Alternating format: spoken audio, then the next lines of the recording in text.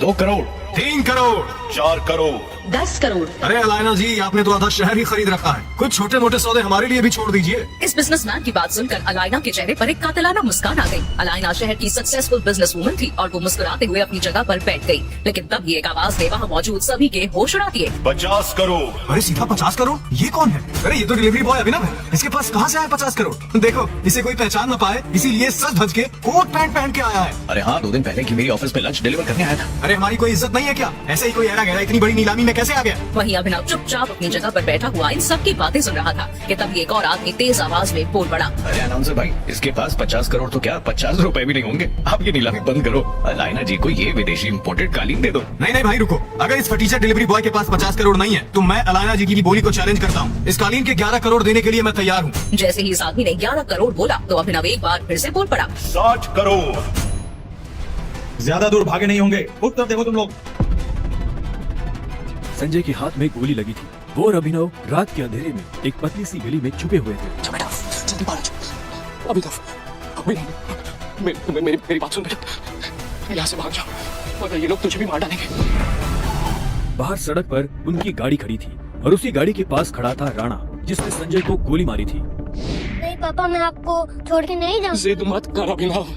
बेटा देख, मैं तो अपनी जिंदगी जी चुका हूँ। अब जो भी करना है तुम्हें करना है, सब कुछ तुम्हें संभालना है। संजय ने कहा और अपनी उंगली में से एक सोने की अंगूठी निकालकर अभिनव को थमा दी। उस पर टी लिखा हुआ था। और एक बात हमेशा याद रखना, अपनी आखिरी सांस तक लड़ना है। Run tiger, run tiger run. और अपनी बंदूक लेकर उन लोगों का सामना करने के लिए गली से बाहर निकल गए। संजय जैसे ही अपनी गाड़ी के पास पहुंचे तो राणा ने संजय पर बंदूक तान दी। अभिनव चिल्लाया और अचानक से उसकी नींद खुल गई। पसीने में तरबतर अभिनव अपने बिस्तर पर उठकर बैठ गया और गहरी सांसें लेने लगा। 18 साल, पिछले 18 सालों से ये सपना इसी तरह से अभिनव को परेशान कर रहा था। अभिनव ने पहले अपनी उंगली में पहनी उस अंगूठी को देखा और फिर बाथरूम की तरफ बढ़ने लगा। 18 साल की उम्र में उसने अपना खर्च खुद उठाना शुरू कर दिया था। उसकी जिंदगी में बस एक ही खुशी थी, उसकी गर्लफ्रेंड वैभवी। जब भी वो वैभवी को देखता तो अपने सारे दुख भूल जाता था और आज तो वैभवी का जन्मदिन था, इसलिए अभिनव जल्द से जल्द उससे मिलना चाहता था। अंकल ये केक कितने का है? 600 गए। और ये पेस्ट्री? वो 60 गए। एक दे दीजिए। Thank you. Thank you. कुछ देर के बाद जब वो वैभवी के घर के बाहर पहुंचा तो उसने देखा वहाँ काफी रंगीन लाइट्स जल रही थी और वहाँ से तेज म्यूजिक की आवाज आ रही थी। वैभवी, ये सब क्या? ये कौन है वैभवी? देखने रही है, डिलीवरी बॉय है। पर हम तो केक मंगवा चुके थे ना, फिर तूने पेस्ट्री क्यों मंगवाई? ओह याद आया, ये तो वही डिलीवरी बॉय है ना जिसको तू डेट कर रही थी। ओह कमाल याद है, तेरा स्टैंडर्ड इतना गिर जाएगा मुझे नहीं पता था। बेब,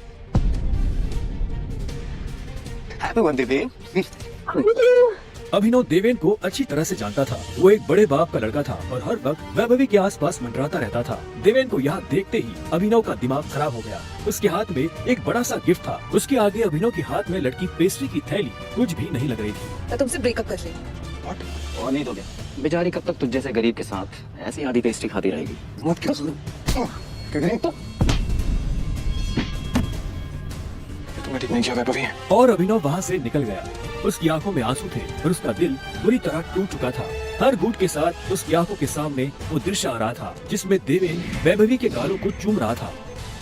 उधर जब अभिनव सड़क पर बेहोश हो गया था तब इधर सनी सिंह अपनी गाड़ी में बैठा बेचैन हो रहा था। सनी सिंह की बहन अनन्या उसके गले का कांटा बन गई थी। सनी अपने दादा हरदेवपाल सिंह की नजर में आने के लिए और अनन्या को रास्ते से हटाने के लिए कुछ भी कर सकता था और आज वो अपनी गाड़ी में अपने आदमियों के साथ निकल पड़ा था अपनी बहन को सबक सिखाने के लिए। सनी के आदमी अभिनव को उठाकर सीधा रूम नंबर 409 में घुस गए। इसके कपड़े उतारो और बेड पे लिटाओ उसको। कपड़े उतारो इसके। उन्होंने अभिनव को बहुत आहिस्ते से उस बिस्तर पर लेटा दिया। वहाँ पहले से सनी की बहन अनन्या सोई हुई थी। सुबह जब अभिनव ने करवट बदली तो उसका हाथ एक नरम हाथ से टकरा गया। अभिनव की नींद टूटी और उसने देखा कि वो एक अनजान लड़की के बगल में लेटा हुआ था। कौन हो तुम? तुम मेरे कमरे में क्या कर रहे हो? तुमने मेरे साथ क्या किया? वो मेरे साल में। छी छी छी छी छी छी छी। शेम ऑन यू बहना, मुझे तो तुम्हारे पर हमेशा से डाउट था। कितनी बार मैंने दादाजी को समझाया, बोला, पर हर बार बोले मेरी अनन्या ऐसा नहीं कर सकती। लो, कर दिया तुम्हारी अनन्या ने ऐसा। अब पता है दादाजी को उनकी पोती की नेचर रेन कर सकते लाइव टेलीकास्ट दिखाने के लिए मैंने उन्हें यहाँ बुला लिया। भाई मुझे नहीं पता, भरोसा करिए। क्या हुआ, कैसे हुआ? मैं जानती तक नहीं इस लड़के को, नहीं जानती भाई। मैं भी, हम दोनों के बीच कुछ भी नहीं हुआ। नहीं। इससे पहले कि अभिनव सफाई देता, अनन्या और सनी के दादा हरदेव पाल सिंह कमरे में पहुंच चुके थे।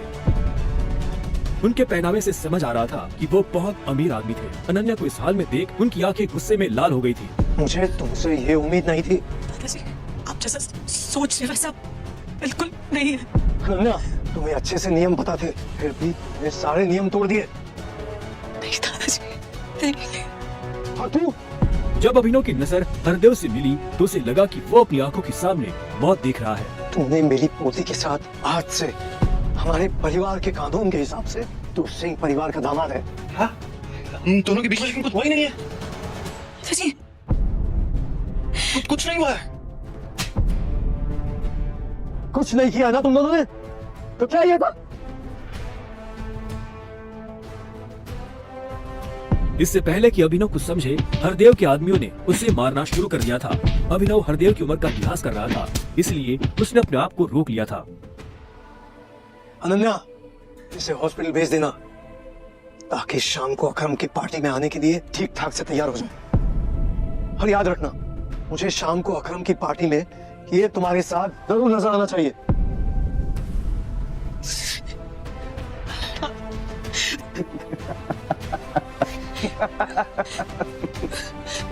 क्यों मेरी जिंदगी बर्बाद कर दी तुमने?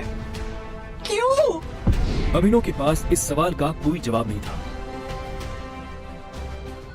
वहां जाकर अभिनव शाम को होने वाली पार्टी के लिए तैयार होने लगा। उसे हरदेव और उसके आदमियों का डर नहीं था। वो जानता था कि अनन्या पहले से काफी मुश्किल में थी और वो अपनी वजह से उसकी मुश्किलें और नहीं बढ़ाना चाहता था। अभिनव के पास ले देकर सिर्फ एक ब्लेजर था, वो भी उसके पापा का। वो जगह जगह से फटा और उधड़ा हुआ था, लेकिन जब अभिनव ने उसे पहना तो उसकी खूबसूरती ने ब्लेजर की सारी कमियां ढक दी। अभिनव का अंदाजा सही था, अनन्या का घर काफी बड़ा था।